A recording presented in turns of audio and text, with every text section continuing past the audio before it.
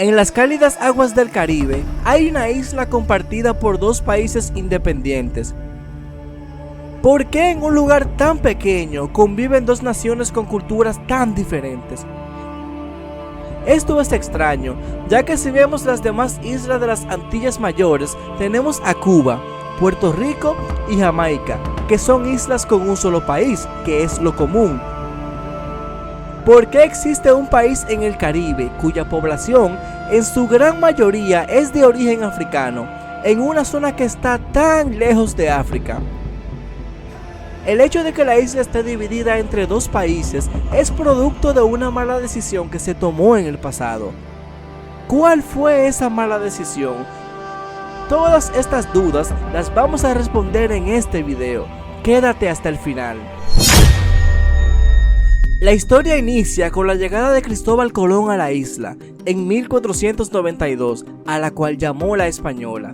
Los españoles se establecieron en distintos puntos de la isla y para 1528 ya se observaba un mapa con varias ciudades fundadas, siendo Santo Domingo el centro de operaciones principal de los españoles.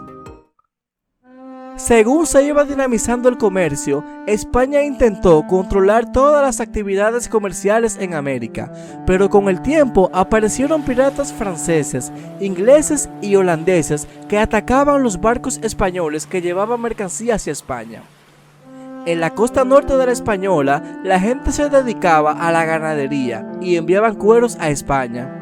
Antes, los barcos españoles llegaban al puerto para hacer negocios, pero debido a la presencia de los piratas en estas aguas, empezaron a evitar esa ruta, y el comercio se realizaba exclusivamente en Santo Domingo, donde era mucho más seguro.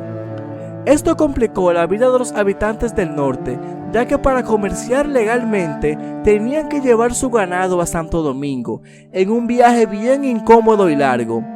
Como solución a esto, prefirieron comerciar ilegalmente con los extranjeros de las costas, evitando impuestos y obteniendo mejores precios que con los españoles.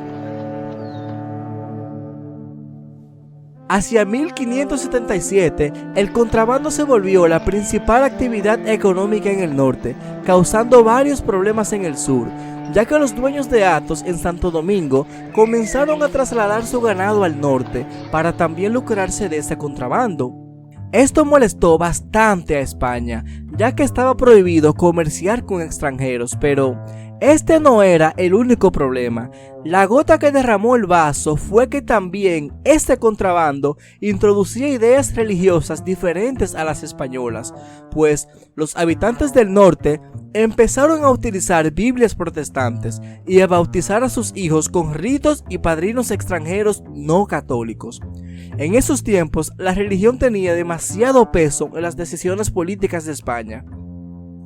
Para resolver esta situación, el rey de España ordenó al gobernador desocupar a la fuerza las zonas del norte y oeste de la isla, trasladando a la gente y el ganado cerca de Santo Domingo, para tenerlos mejor vigilados.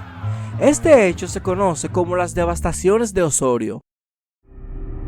Como resultado de esto, alrededor del 93% del ganado se escapó, dispersándose a lo largo de toda la costa norte y oeste de la isla. Entre 1605 y 1606, toda esa región quedó completamente deshabitada. Esas zonas que quedaron desocupadas llamaron la atención de los franceses, quienes se establecieron inicialmente en la isla Tortuga y luego se fueron expandiendo hacia el norte de la Española. En poco tiempo, el ganado se fue agotando y se vieron en la necesidad de moverse hacia los montes del oeste en búsqueda de más ganado. Así, los franceses ocuparon el oeste, mientras España controlaba toda la parte este. Al percatarse de la ocupación ilegal, los españoles atacaron a los franceses, iniciando una larga lucha por ese territorio que se prolongó durante décadas. España sostenía que esos franceses debían retirarse, ya que el territorio les pertenecía, mientras que Francia argumentaba que por derecho de conquista durante más de 40 años de ocupación, ese territorio les correspondía.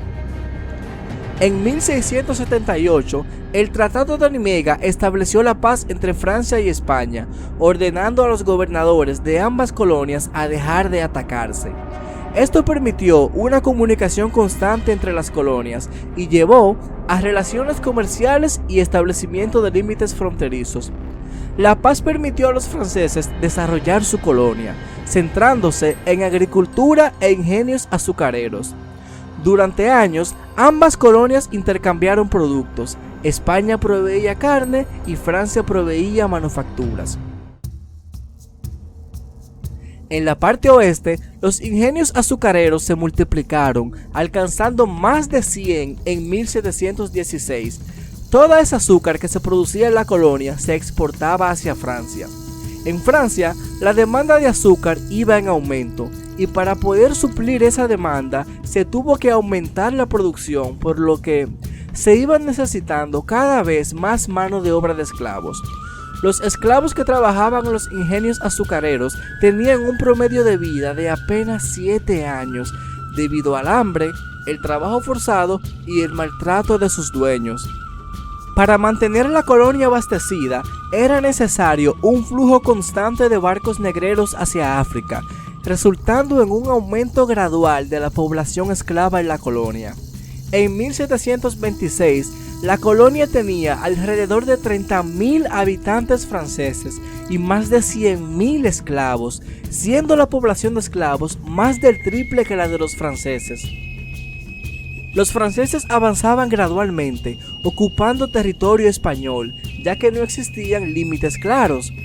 Pero eso se solucionó en 1777 con la firma del Tratado de Aranjuez, en el que se establecieron los límites fronterizos definitivos entre ambas colonias. En este punto, España reconoció formalmente que Francia ocupaba el territorio oeste de la isla. Aquí es cuando empieza a tomar forma el mapa que se asemeja a lo que hoy son República Dominicana y Haití.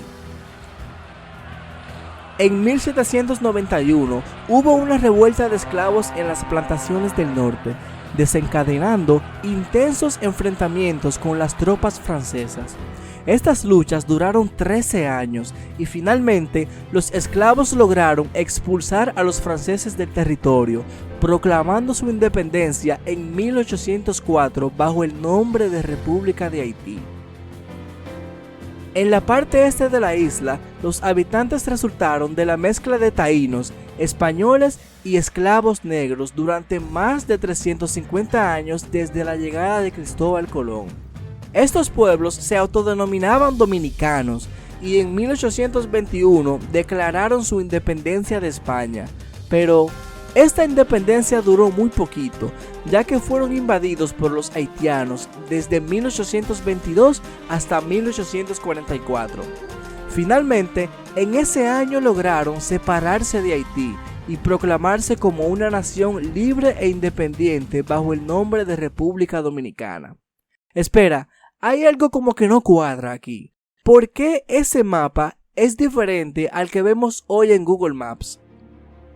Pues resulta que pasivamente los haitianos se fueron asentando en esta zona del mapa, lo que generó varias disputas entre ambos países durante varios años, hasta que en 1929 se firma un tratado en el que la República Dominicana le cede formalmente toda esta parte de la isla a Haití, finalizando así los conflictos por territorio entre ambos países. Hago contenido sobre historias de la República Dominicana. Si quieres más contenido como este, te invito a suscribirte, dale like y compártelo con tus amigos.